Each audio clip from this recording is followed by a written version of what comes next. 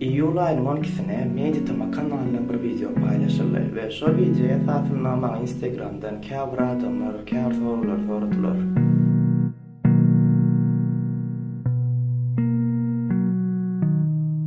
Vakany bilmeyenler üçün hem rapper hem Meditama toporunun bir ağzası belli son 7-8 aydan beri belli plagiat show adlı itədə kontentdə videolar çıxarıb başladı. Bu kontentdə videolarda ilki Türkmen aydımlardan sonra mengdeş daşlar yurt aydımlarını yadını Türkmen aydımlarını dinləyə və son aydımın plagiat olup olmadığını, yani göçürlen olup olmadığını anıtlaya ve ol islisleme bu kontentdə videolarda Türkmen rap aydımlarını dinləmeli böyle. Ol hazırlıkça bulvardaki info videosunu 9. May'da yükledi ve sonra 5 tane Türkmen rap aydımını analiz etti. Olur saytda Fit Kakacan Recep Hoşgal, yine saytda Fit Kakacan Recep Favret, Abdüday Fit Vagrant Sayk, 20 eşyalı, Espiter Fit Saprana Sayk Sade Ferret ve Abdüday Fit Vagrant Müm. Belli bu aydımların aklısına da plagiat yani göçürlen neydi ve bu işe Türkmen rap dinleyicilerinin biraz qaharını getirdi. Üstüne de bir gün sonra çıkan Meditamanın havardı galma gepleşiği Türkmen rap dinleyicilerini has hem qaharlandırdı. Köp adam videonun upload'undan surati ve gepleşiğin alt parçası Gül'ün gepleşiğin başına aytan sözlerini halamadı. Ve buna Türkmen rap'ın avrayını pes etmek deyip düşündüler.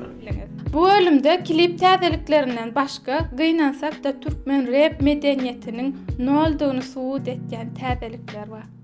Inni bu vaka vardı havarınız bolonuna uğray sizin öz pikiriniz vardır. Men öz pikirimi aytsam bu yerde Meditama sögüp yazmağın hiç gereği yok sebebi birinciden olar havar verici olup hizmet etdiler. İkinciden Kernacı'da Türkmenistan ol YouTube kanallarının biri hatta öz uğurgoyunca yeter YouTube kanal bolsanda görülme fan üçün, yani rating üçün çok hep de hop geçen ingolu vakanı ya videonun upload'una ya da videonun adına bulunmalı oluyor ya adamların üstünü çekmek için. Ve bu hiç yanlış değil sebebi olur çok hep de çınlanan bolon vakanı ve videoda ağzalayan vakanı yazıyorlar. Üçüncü dönem belli hem Meditaman bir ağzası bolon için onun görülme fanını arttırmak maksadı bilen şeyler edilen olma ihtimal.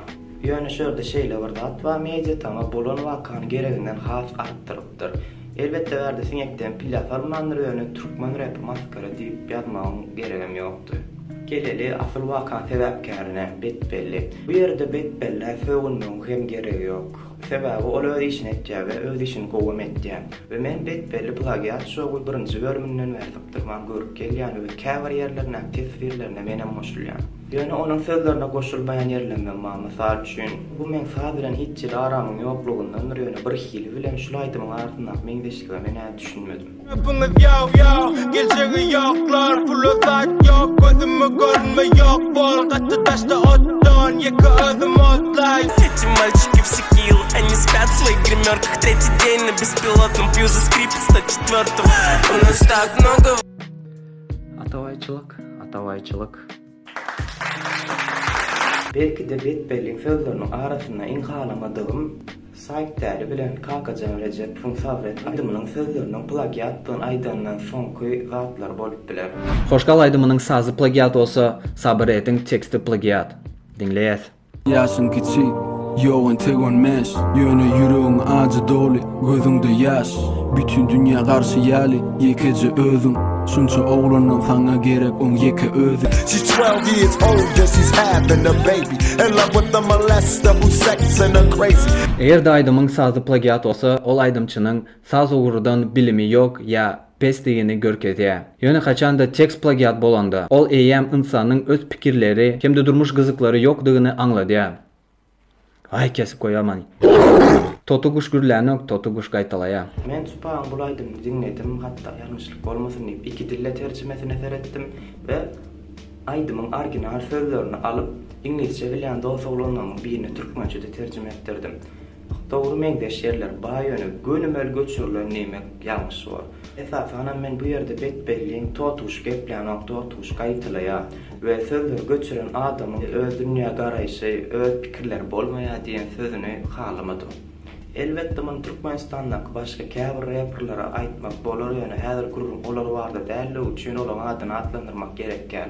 Ve däli bu aýdymdaky sözler çyndanam ogurlanam bolsady, onun 10 aýdymyny ýa-da 10 sözüni bir gyra süýşürip, diňe ýeke aýdym üçin onu totuş meňdetmek bolmardy. Soňra ýene şo gepleşikde altdan aýdymlaryna hem gönemek plagiat diýipdi. Abdydaýy we Vagrantyň hem 2 aýdym plagiatda şüpheli. 25 ýaly we 1000. 1000. Ama dinleýäs. Biz ýene-de kinoda ýaly. Başgana sana ya balle. Gözlerde jajak duýaly. Buluklar ýene-de galle. I pull up in 4-door Bugattis, 4-wheel Ducatis. Got at least 2 hoes beside me. 3 sons like a hobby.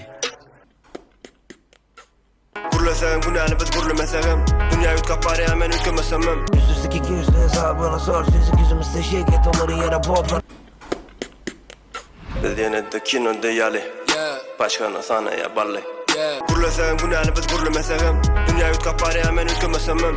Dogry meňdeşlerler var ýöne gönemek plagiat däller, ilhamanlar näme bolsa has dogry bolardy. Elbetde bu meň pikirim. Ve şu ýerde bir zada göz ettirdim. Saýt bilen awda şeýlere bir zat bolmagyny garaşyp duranlar olmaken. Mysal üçin şol videoň aşagyna biri şeýle ýazdyr. Saýt aldy diýen bolýar. Olan bar adam ogurluk, diňe espiter we harasat gowy. Bular ýazan adam bu tesir ýazmana şeýler holup durýarlar. Şol videoda espiterim faýda berip aýdymyň plagiat diýilenden görmänler. Ýa-da ýadyndan çykartyp, ýa-da görmek islemänler. Ve harasat barda hiç de aýdyp oturmam gerekkäm kadiýan. Hakyky aýdymyň bary, ey, balkanlar ahallar mary, ey, lewapdyr da şogulary, ey, garaşda aýdyma bary. I got broads in Atlanta, she's at the lean the family, credit cards in the scammers, hitting the licks in them. Ey, bu plagiat. Netije ýerde bu waka saýt bilen awdyň derejesini pes etdimi? Ýa-da türkmen rap maskaramy. Şunu aýdyn, saýt bilen awdy bir kaýdym bilen şu derejesine gelmedi. Şoň üçin bu hiç ile olan derejesini pes eldenok.